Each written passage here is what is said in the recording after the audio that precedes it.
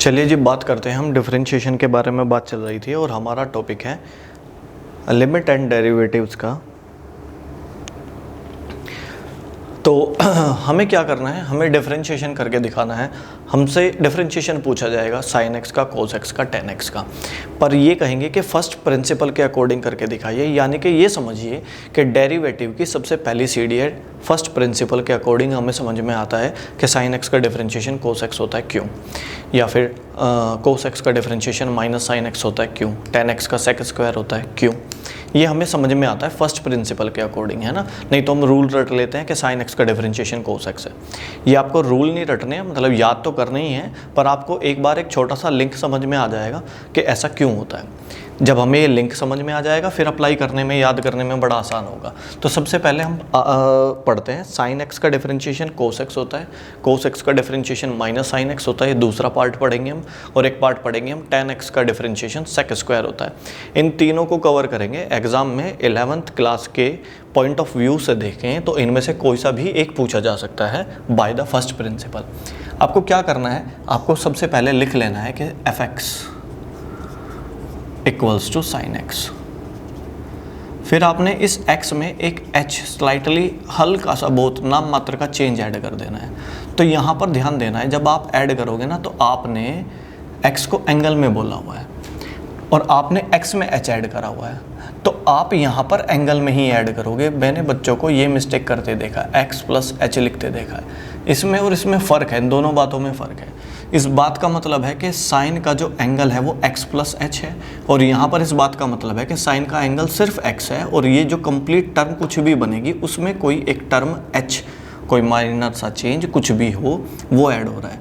तो ये बात और ये बात अलग है। यहाँ पर एंगल साइन का है x प्लस एच और यहाँ पर साइन का एंगल x ही है, x ही है। इसकी जो भी वैल्यू बनेगी उसमें h ऐड होगा और यहाँ पर एंगल में h ऐड हो रहा है। तो आपको ये माइनर सी मिस्टेक ध्यान रखनी है। आपको एंगल मतलब आपको ब्रैकेट का रोल समझना है। उसके बाद रूल आता है। रूल कहता है कि limit h tends to 0 f x plus h minus f x. ये आपका रूल है फर्स्ट प्रिंसिपल का। ये सब जगह अप्लाई ऐसे ही करना है, ठीक है जी। यानी कि आपने वो जो स्लाइटली चेंज ऐड करके आपने एक टर्म बनाई है उसमें से ओरिजिनल टर्म माइनस कर दोगे, वो चेंज पता चल जाएगा आपको।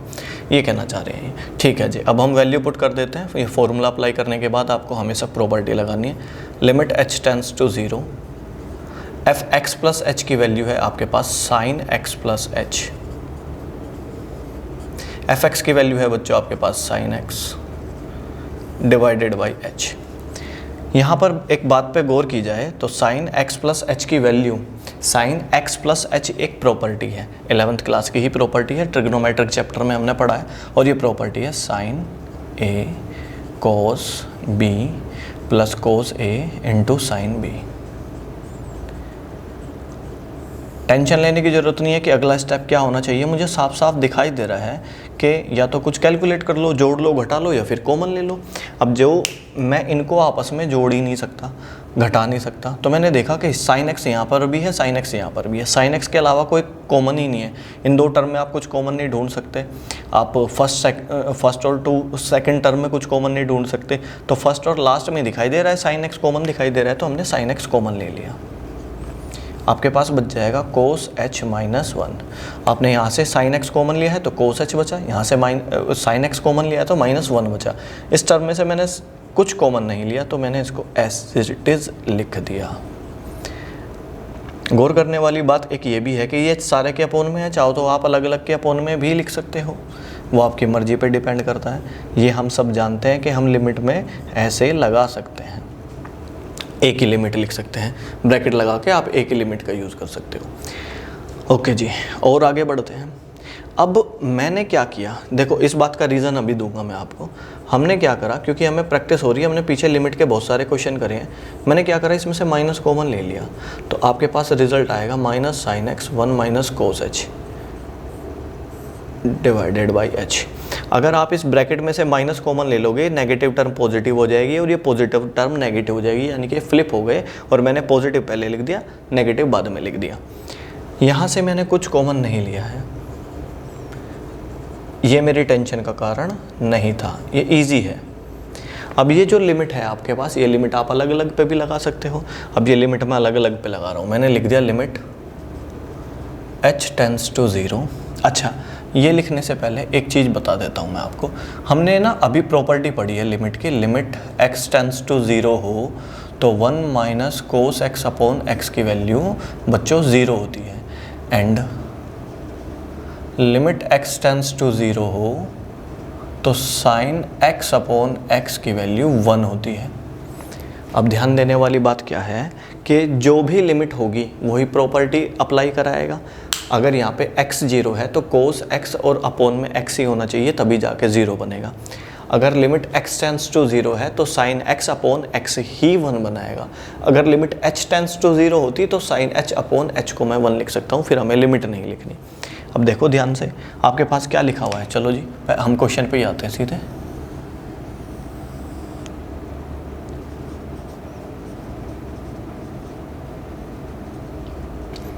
Limit h tends to 0 minus sine x 1 minus cos h divided by h, फिर आपके पास है प्लस, तो मैंने plus limit h tends to 0 यहाँ भी लिख दिया, और cos x sine h divided by h, है ना। ब्रैकेट्स के बहुत रोल है, ठीक है जी। देखो इस लिमिट h टेंड्स टू 0 होने की वजह से 1 minus cos h upon h 0 बन जाएगा, minus sine x into 0, plus limit h 0 होने की वजह से साइन h अपॉन h 1 बन जाएगा, तो कोस x इंटू 1 आपके पास रिजल्ट आएगा। ये 0 से मल्टीप्लाई करके 0 ही बन जाती है टर्म कोई भी, और कोस x इंटू 1 कोस x रहेगा आपके पास, रिजल्ट आ गया जी कोस x। देखो कितनी बड़ी महाभारत करी, और हमने वैसे ही रट रखा है कि साइन x का डिफरेंशिएशन कोस x होता है। ये इस रूल से ऐसे अप्लाई होता है, डेरिवेशन, है ना। मैथ्स और फिजिक्स सेम है, डेरिवेशन से यूज़ होते हैं। ऐसे ही इसी टाइप से डेरिवेशन का यूज़ करके मुझे प्रूफ करके दिखाना है कि साइन एक्स का कोस एक्स का डिफरेंशिएशन माइनस साइन एक्स होता है। चलिए अब उसके बारे में बात करेंगे। ये बच्चों डिफरेंशिएशन करके देखते हैं अब हम कोस एक्स का। तो हमने एफ एक्स लिखा, कोस एक्स, एक्स में एच ऐड करेंगे तो यहाँ पर कोस में एक्स प्लस एच पड़ा जाएगा।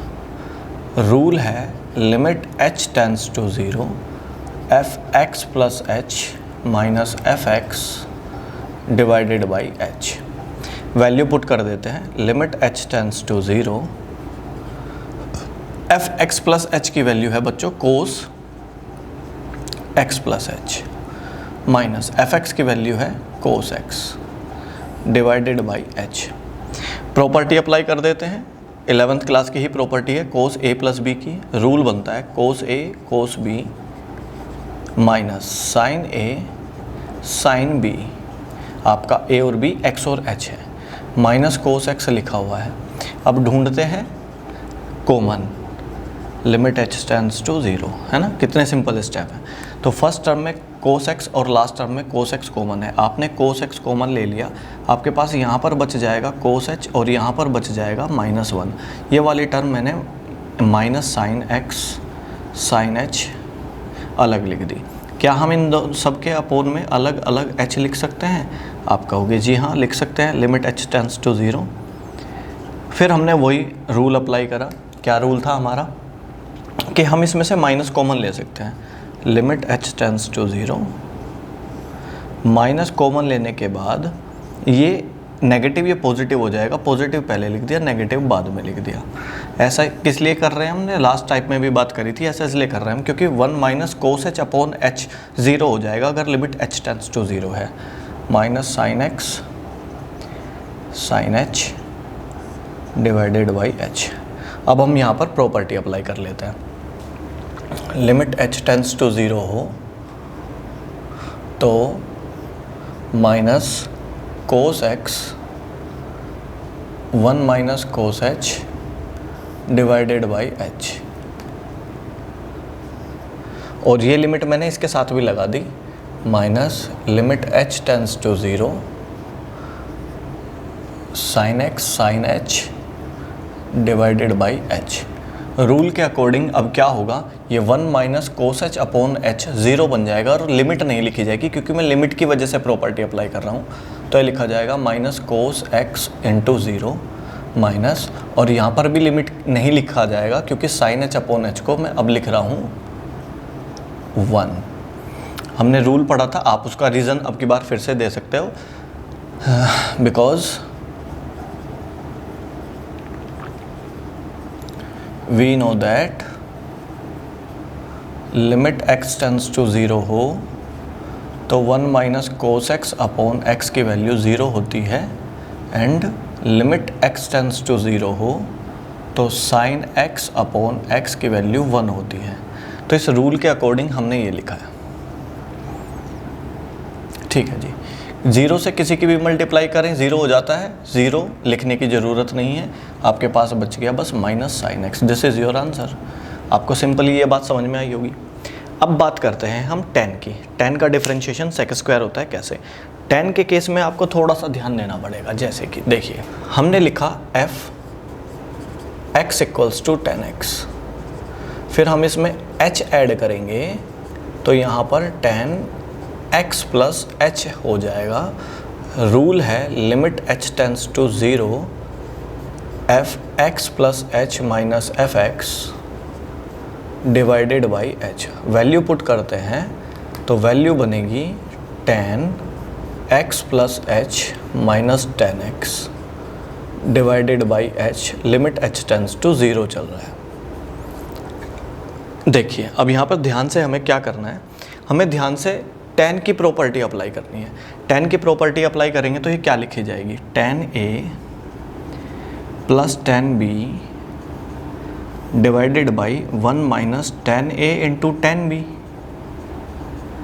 ये माइनस tan x चल ही रहा है, मैं इसको भी फ्रैक्शन की फॉर्म में ही लिख लेता हूँ, और डिवाइडेड बाई h चल रहा है। इस h को भी चाहो तो आप h अपॉन 1 लिख सकते हो, वो आपकी मर्जी पे डिपेंड करता है, नहीं तो आपको समझ में आ जाएगा हमने h अपॉन 1 क्यों लिखा। लिमिट h टेंड्स टू 0 है।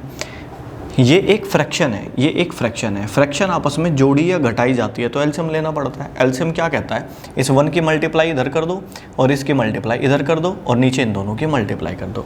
रूल क्या है, 1 की मल्टीप्लाई मैं ऊपर वाली टर्म में करूँगा, कोई फ़र्क नहीं पड़ेगा।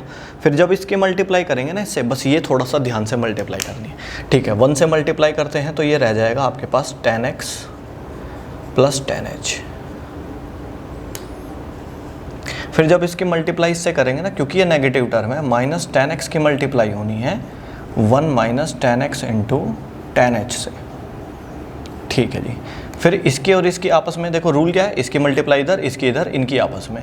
जब इनकी आपस में मल्टीप्लाई करेंगे 1 से मल्टीप्लाई पे फ़र्क नहीं पड़ता, इसको क्या लिखा जाएगा 1 minus tan x tan h,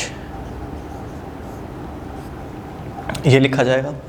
अब इसके अपोन में, इस वाले टर्म के अपोन में आपको लिखना है h अपॉन 1। एक फ्रैक्शन ये है, फिर ये डिवाइड, और एक फ्रैक्शन ये है।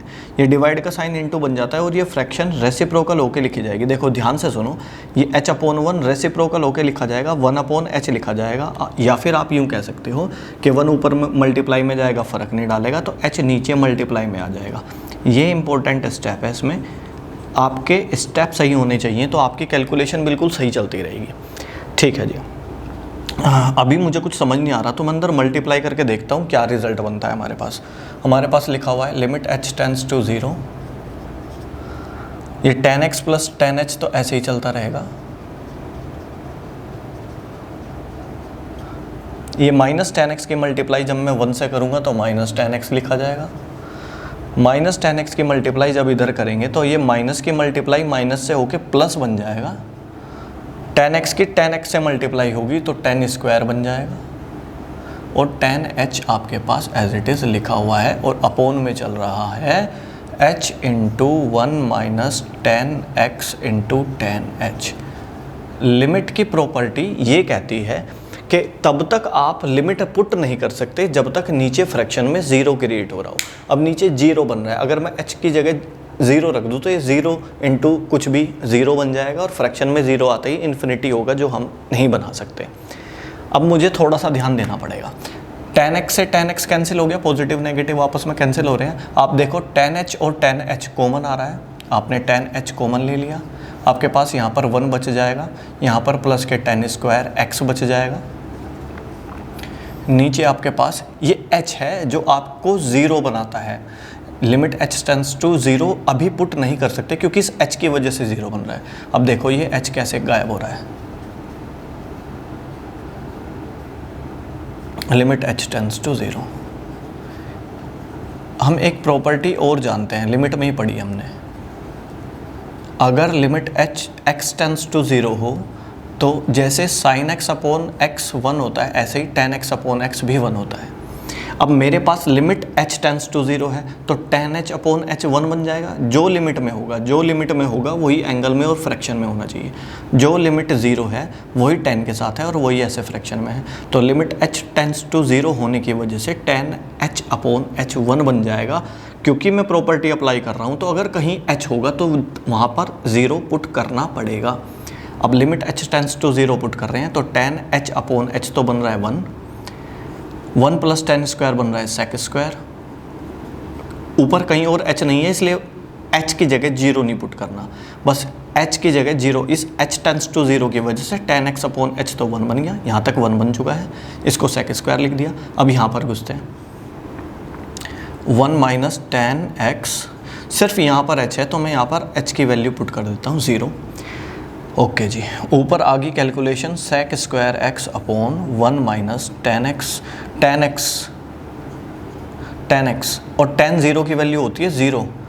आपके पास रिजल्ट बचा sec square x upon 1 minus tan x की मल्टीप्लाई 0 से करूँगा, 0 से किसी की भी मल्टीप्लाई कर दो वो तो रिजल्ट 0 बना देता है। अब आप इसको क्या लिखोगे, sec स्क्वायर x अपॉन 1 लिखोगे क्योंकि 1 माइनस 0 1 ही होता है, और sec square x upon 1 sec square x ही होता है। नीचे 1 लिखो या ना लिखो, दिस इज़ योर आंसर। तो tan x का डिफरेंशिएशन हमने पढ़ा, क्या आता है, tan x का डिफरेंशिएशन sec स्क्वायर x आता है। इस तरीके से हमने फर्स्ट प्रिंसिपल की मदद से sin x का डिफरेंशिएशन पढ़ लिया, cos x का डिफरेंशिएशन पढ़ लिया और tan x का डिफरेंशिएशन पढ़ लिया। sin x का डिफरेंशिएशन cos x आया था, cos x का डिफरेंशिएशन माइनस sin x क्यों आया था, वो प्रॉपर्टी की वजह से बना था, और tan x का डिफरेंशिएशन sec स्क्वायर x आया है।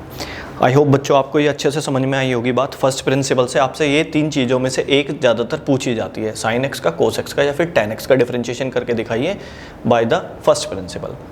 आई होप बच्चों आपको ये क्लियर हुआ होगा।